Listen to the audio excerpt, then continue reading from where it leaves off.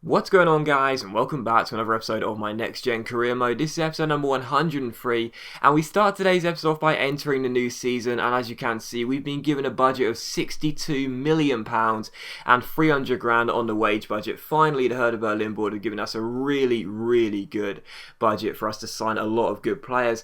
But in the last episode, we did indeed win the Champions League final, and we did as well say, I said I was thinking about leaving. Now, there may have been some comments in episode. I haven't uploaded it yet by the time I'm doing this commentary. There may have been some comments saying, why didn't you put a job offer into Arsenal or Spurs or Napoli are in there as well? One of those sort of big teams who, we wouldn't mind managing basically. The reason being is quite simple. You may not have noticed it. I forgot to mention it. They're not in the Champions League. In fact, I don't even think Arsenal are going to be in the Europa League this year. And to be honest, I don't really see the point in winning the Champions League. And then, because this will most likely be our last season of the Next Gen Career Mode, because of course FIFA 15 is just around the corner. I don't really see the point in winning the league, winning the Champions League, winning the German Cup, and then going to a side who aren't even in the Champions League. It would be pointless to play no European football in our last season. So that's why I didn't put a job offer in. Maybe during the season, if a Champions League side like, I don't know, PSG or Barcelona are in need of a manager, maybe we'll end the series there. But to be honest, I didn't really want to leave to a club where it would be a project. Don't forget, it would be a project as they're not in the Champions League. And of course, as this will most likely be our last season, it just didn't seem, it wasn't logical basically. So I thought we may as well just stay here. And as I said, maybe in a few months down the line, if a club does want me and they're in the Champions League, maybe we'll go there and just try and end the season there. Otherwise, we'll stay here. And there's still, one objective left, and that is the undefeated season. We haven't had that yet, so there's still one objective left here at Hertha Berlin. And to be honest, I'm perfectly happy staying here.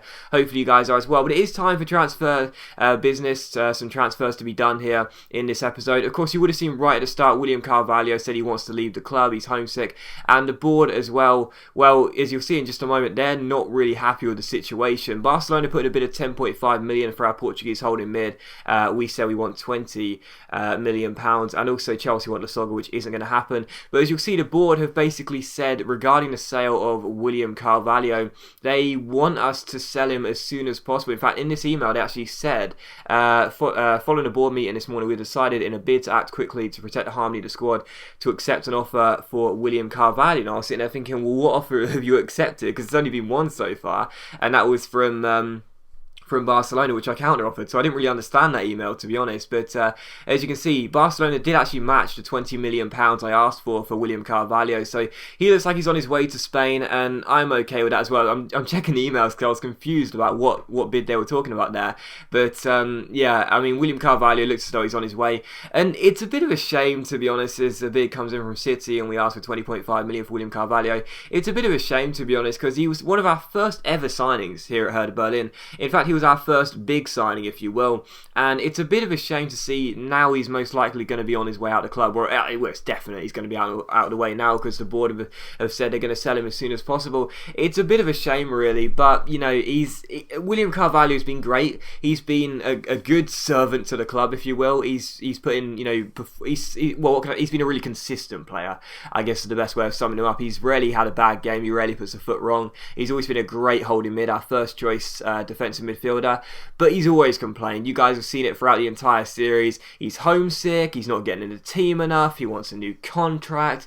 Yada, yada, yada. So, I just got to a stage now where I thought, do you know what? I said to myself as we were starting the season off, if he complains, I'm going to put him on the transfer list because I can't be doing it anymore. And it turns out he was homesick and the board transfer listed him themselves. So, we basically just said, well, we'll just leave it there and just let him go. And again, it is a shame, but he's going to go now and there you go. But we have been given £62 million to spend initially, and the main players I'm looking at are Boateng and Flume. Flume, of course, a glitch player who you guys saw when we took over a Germany job, to go to the German national side, I should say. You guys saw Flume looks like an absolute monster, so I'd love to get him. And look at this from William Carvalho. May we discuss wages? That is hilarious. He's on his way out the door. He's basically got his foot out of the door. He's pretty much about to sign a contract with Barcelona. As you can see, the next email says he gets sold. He's basically about to put pen to paper at Barcelona, but he says, do you know what, I'm gonna see if I can get just a little bit more money out of Hertha Berlin. But no, William Carvalho has gone to Barcelona for 20 million. I'm okay with that. Austin Ali's going to go to Aston Villa on loan and get some first team experience at Villa Park. But yeah, we are going to look to replace William Carvalho with Flume because he is an 87 overall player. Although he's 29, as I said, this is probably going to be our last season in the career mode, so it doesn't really matter. He looks like an absolute machine, and his skill stats look incredible, so I'd love to get him in. And also Boateng of Bayern Munich, because last year we let in a lot of goals. We conceded loads of goals, and to be honest, I would like to make sure we don't have as leaky as a defence as we had last year. We let in so many sloppy goals. I mean, at the end of the day, I'm the first to admit this. I'm a very bad defender. I'm pretty terrible, to be honest. At times I'm okay, but a lot of the times I just rush out with my centre-backs and make too many mistakes. So I'd like to get a really good solid defender in, and Boateng is a very good solid defender, 86 overall. We signed him for £19 million, so the 28-year-old comes in. That's actually a really good deal. I thought I'd have to spend at least 20 to 23 million on Boateng. Instead, we get him for 19 million. As you can see, he looks very, very good. He can play centre-back and right-back, and I am thinking about switching to a 4 at the back formation this year, because of course that did serve us well in the Champions League final as we run right against AC Milan, and I'm a lot more comfortable playing 4 at the back as well, so I could possibly push Boateng out to play right back as that is listed in his positions, and Frankfurt aren't going to let go of Flume unless they get a ridiculous amount of money from us. But Yashil was wanted by Stoke there, and of course we said no because Yashil is a great backup striker. He really does remind me of Javier Hernandez. He's pretty quick and he's a deadly finisher as well, so Yashil is going nowhere. I don't care what the bid is. And also with Flume, Frankfurt, they wanted, I think it was 23.5 million at the start, so we said we give you 21.5. At the end of the day, that's 8.5 million pounds over the valuation of the player, so it is a little bit of an overspend, but it's not too disastrous when you consider the fact William Carvalho went for 20 million, and of course we had the money to work with regardless. So Frankfurt accepted that, and that looks like he's going to be our second signing of the season. And as you can see, 87 overall. Again, it is probably, you guys would probably say it is a bit of an overspend, but at the end of the day, you guys have seen his stats. You will also see his stats.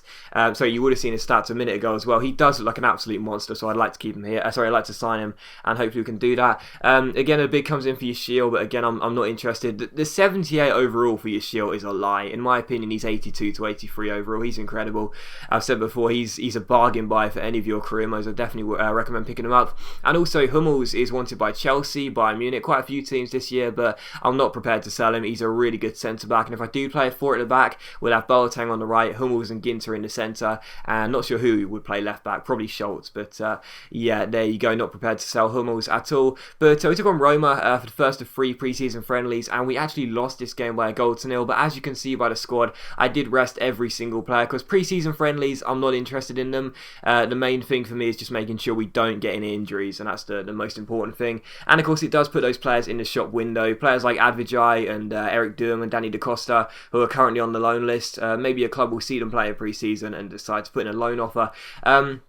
We then saw that Flume declined his contract, so we offered him a new one. He wasn't happy with a £5,000 a week wage cut, so we just gave him what he wanted. And we then took on Southampton for the second of 3 pre-season friendlies. Werner gave us the opening goal of the game, starting up top with Dux in this game.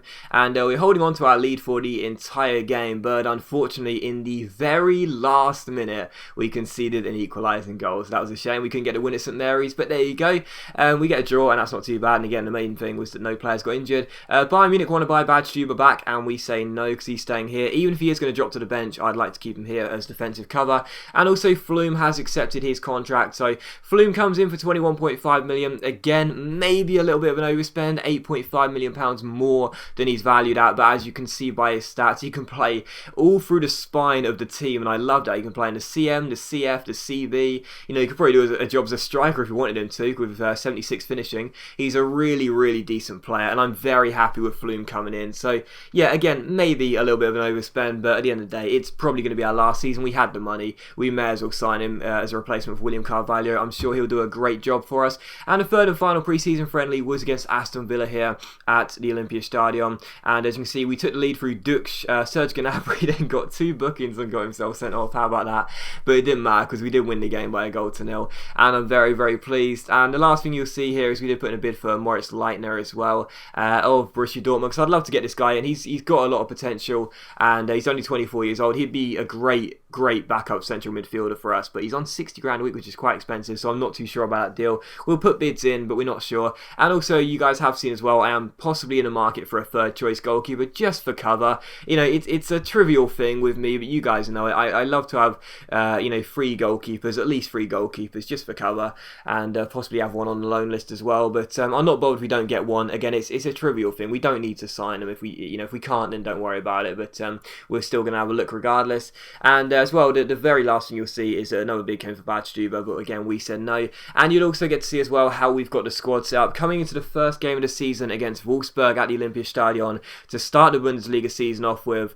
We are going to switch to a 4-2-3-1 wide, and we will have Schultz at left back and Boateng at right back. The centre back partnership of Ginter, who's our captain, and Hummels. Neuer in goal, of course. Holding mid partnership of Flume and also Leon Goretzka. Sidney Sam on the right, Marco Reus on the left, Kroos as the CAM and Lasogga as the striker. The bench is very strong, the reserves are good as well. This season could be an absolutely monumental one for Hertha Berlin. I definitely do believe that we could possibly pull off the undefeated season, touch wood, if we are good enough. But as always, guys, a big thank you for watching the video. I really hope you have enjoyed. If you have enjoyed the video, please leave a like. I'm sorry there are no games, but hopefully you enjoyed the video regardless, and I'll see you for the next episode of my Next Gen Career Mode very soon.